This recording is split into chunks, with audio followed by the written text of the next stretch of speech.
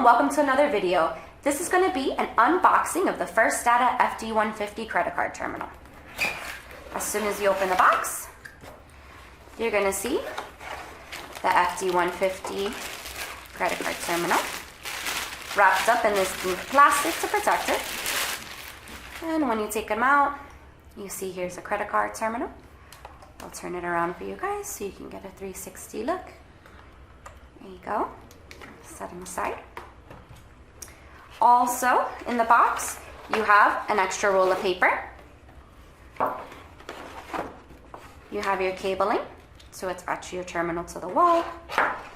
And you have a couple other things in here. Here's a phone line cable. We usually connect the terminal to Ethernet, but it's here if you want to connect it to your phone line.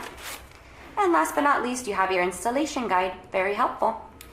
That's it for our FD150 credit card terminal unboxing. Thank you guys so much for watching. And if you'd like to see more videos like this or learn how to connect your FD150, leave us a comment down below.